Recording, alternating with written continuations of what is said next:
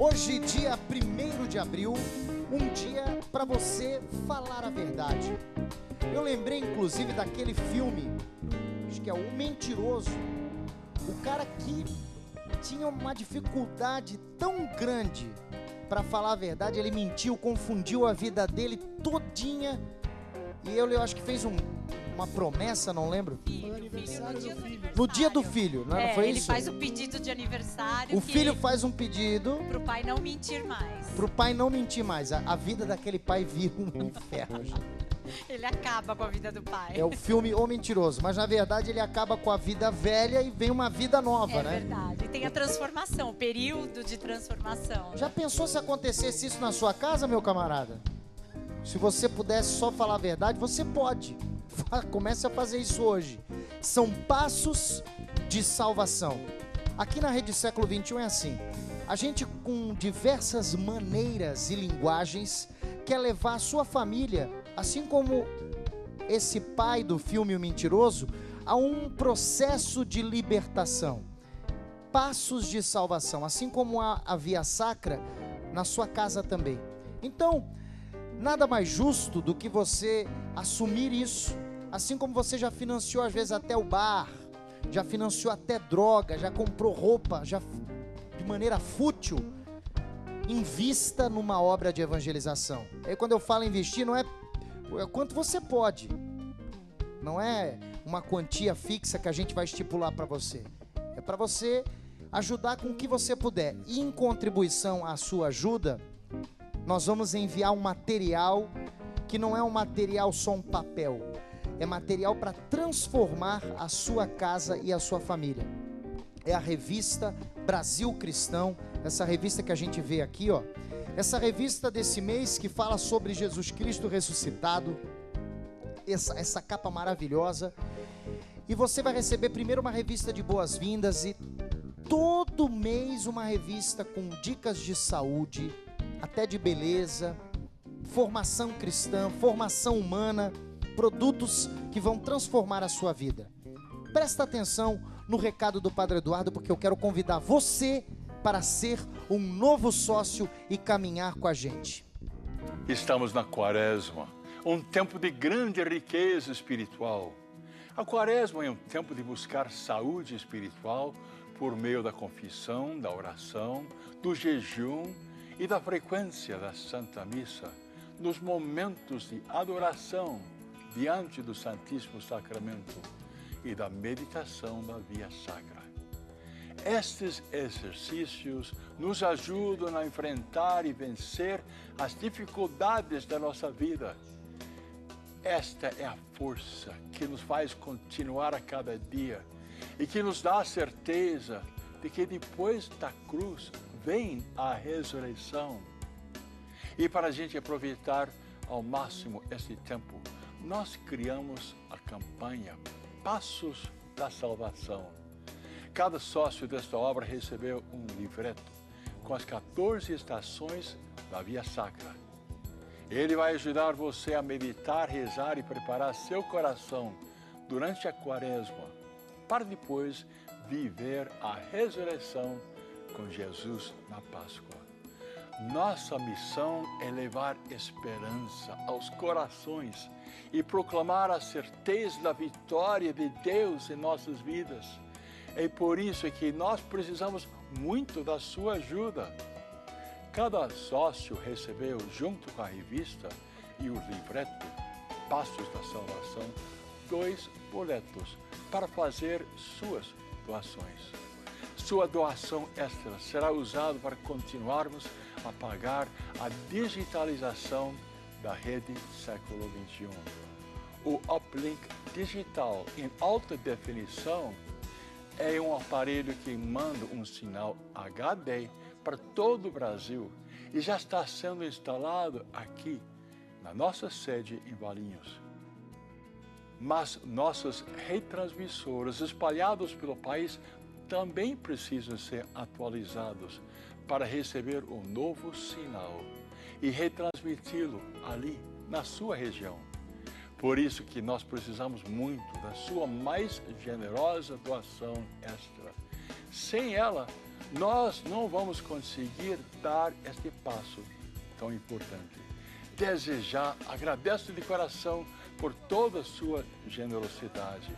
Desejo que você tenha uma Santa Quaresma e uma Páscoa cheio da presença viva do Senhor Jesus.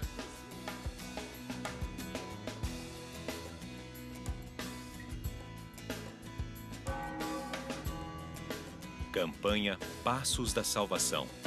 Participe. Participe e trilhe esse caminho, né?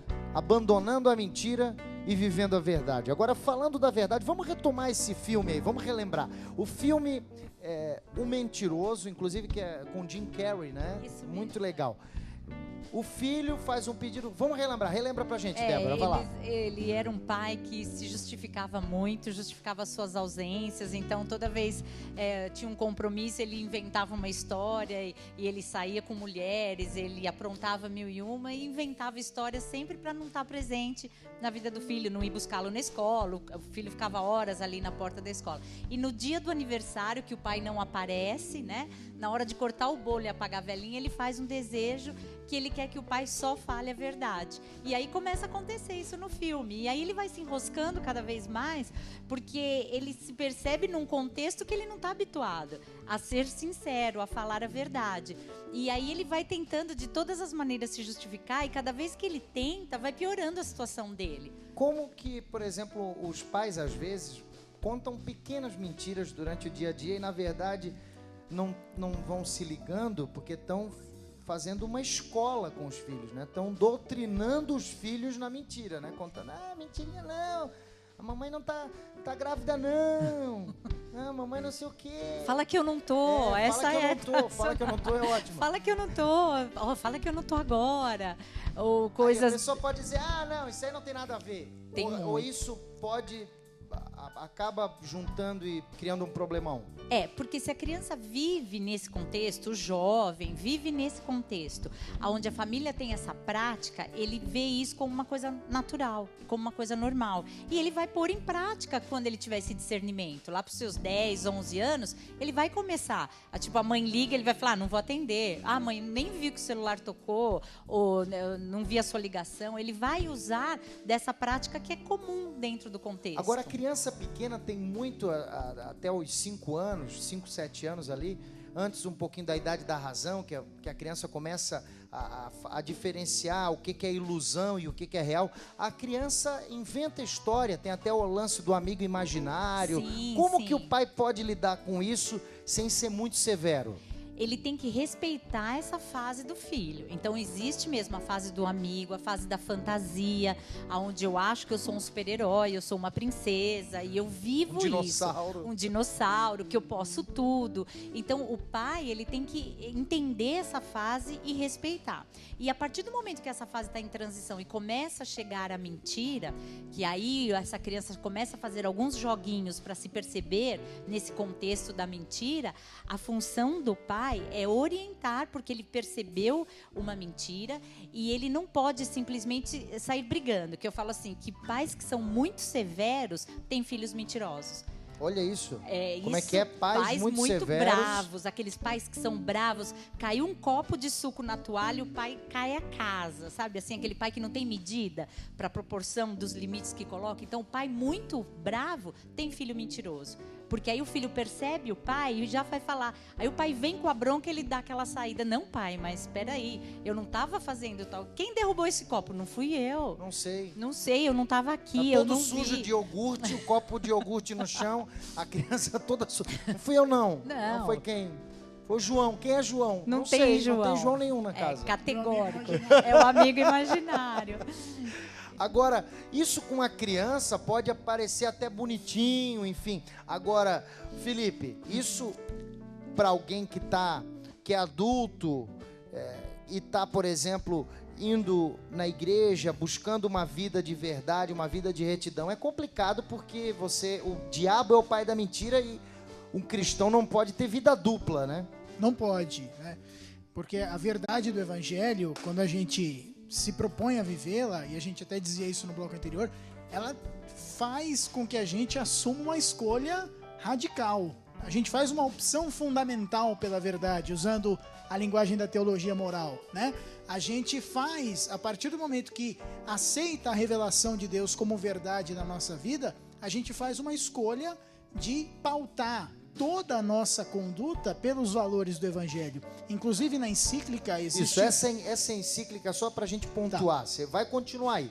É o seguinte, o programa de hoje, a gente quer mostrar para você, além de mostrar que é importante falar a verdade em todos os âmbitos da sua vida, mostrar também um pouco e traduzir para o dia a dia a encíclica O Esplendor da Verdade, de João Paulo II.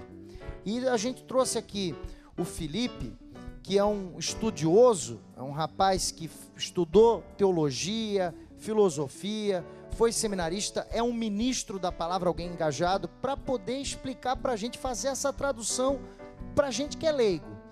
Fala aí, Felipe, essa encíclica O Esplendor da Verdade, o que ela diz para a gente no dia a dia? A encíclica, para a gente até se situar, ela é do ano de 1993. O Papa João Paulo II publicou essa encíclica nesse ano, um ano depois de ter publicado a versão revisada do Catecismo da Igreja Católica, em 92.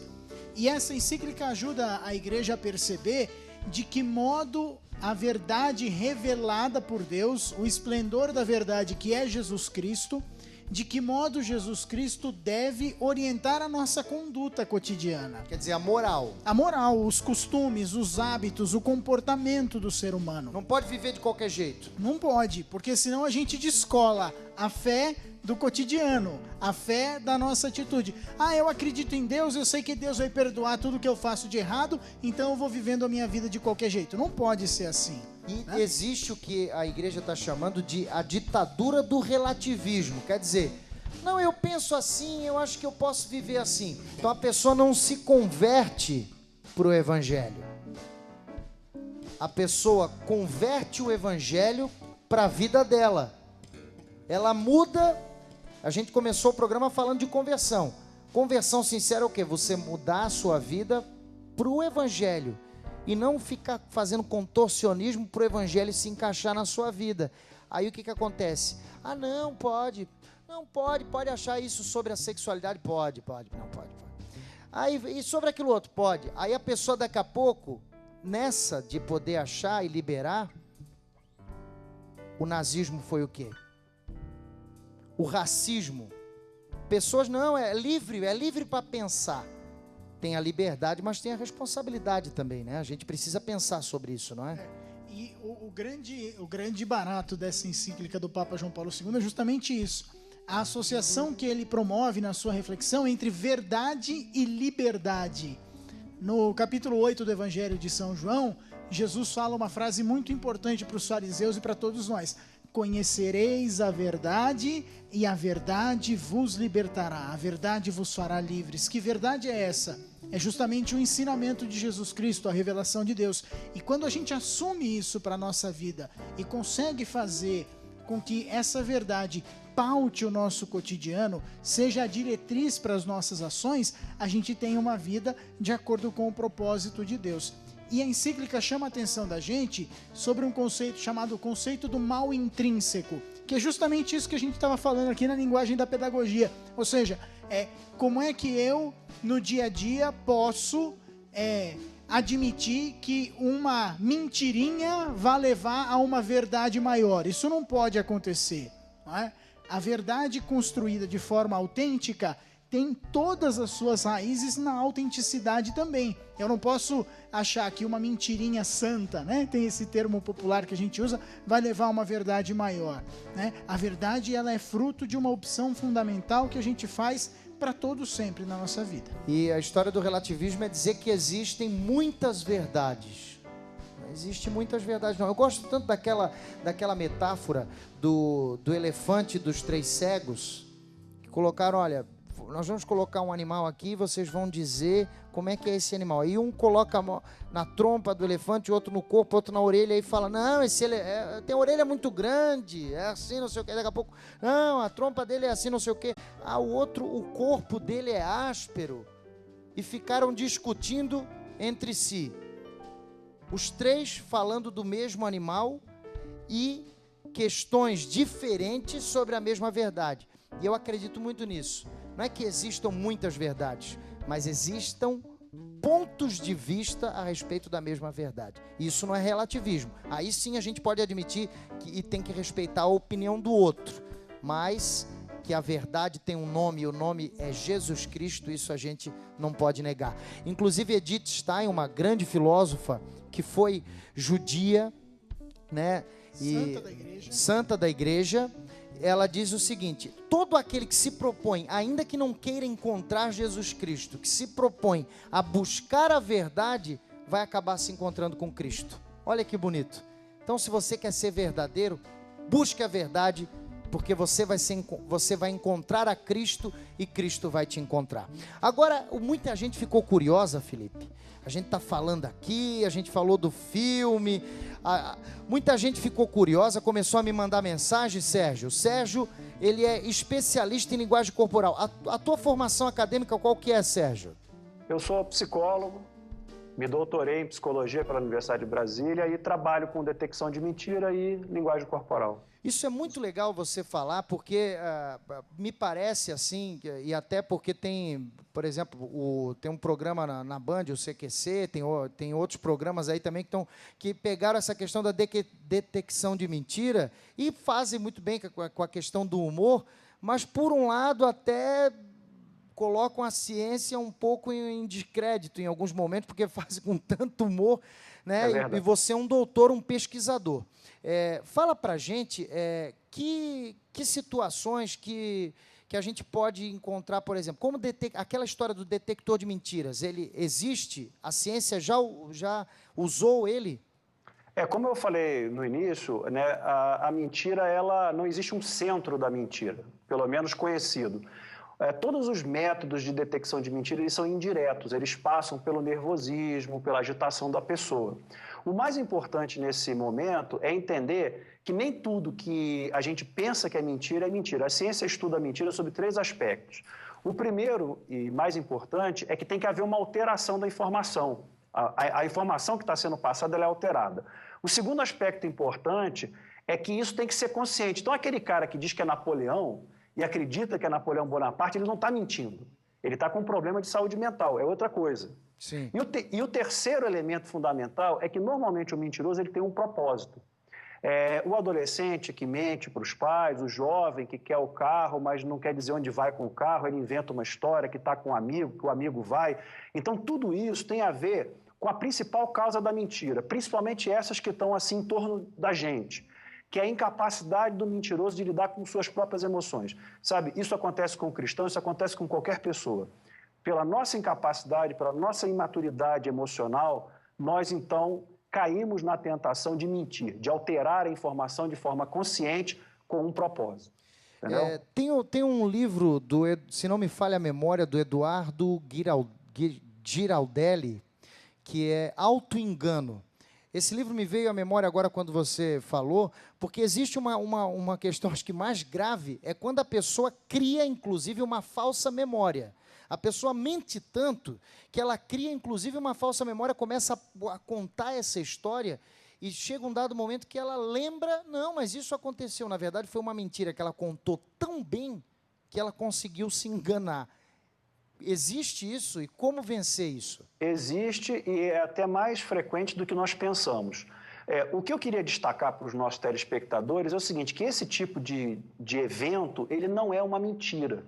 Quando a pessoa chega a acreditar na sua própria mentira, ela já está com outro problema, entende? Eu queria que vocês entendessem isso. A mentira, ela tem que ser consciente, então a pessoa tem que saber que ela está alterando a informação. Então, eu estou querendo te vender um carro que está com problema. Está com problema no câmbio, eu sei disso. E eu vou omitir essa informação. É uma informação essencial. Você está me comprando um bem e eu estou querendo te vender um carro que eu sei que tem um problema. Então, isso é mentira. Agora, se eu não souber, né, e eu te dissesse, não, o carro está ok, não tem problema nenhum, isso não é mentira, porque eu não estou tentando te enganar. Você entendeu? É isso que as pessoas têm que compreender. E aí, agora, a mentira tem causas ruins na vida, né? Com certeza, eu não sei se alguém conseguiu mentir, até os ditados populares, mentira tem perna curta, ou seja, é comprovado aí pelo povo, né? Pelo senso comum, que quem mente acaba se ferrando na vida. Isso é verdade. Eu diria que no nosso dia a dia, as mentiras mais comuns, elas têm a ver conforme eu já havia dito. Ela é fruto da incapacidade do mentiroso de lidar com seus desejos, com as suas emoções. E qual é a relevância disso para nós hoje aqui? É que, normalmente, quando alguém mente para nós ficamos com raiva, não é verdade? A gente, por que essa pessoa está mentindo para mim, né? E quando a gente entende que essa mentira não tem absolutamente nada a ver conosco, nós somos apenas vítimas dela, a gente substitui essa raiva por compaixão, pela capacidade de ajudar essa pessoa a superar, por mostrar para ela que ela está mentindo sem necessidade. Olha, quantas mentiras sem necessidade nós escutamos. A pessoa poderia falar. É muito difícil isso, a gente exercer isso, mas quando nós nos liberamos da raiva, tá? A gente consegue dar esse passo de ajudar o mentiroso a entender que não precisa mais mentir para a gente. Muito legal, a gente está falando da postura. Obrigado, Sérgio Pena. Ele é doutor em psicologia, especialista em linguagem corporal.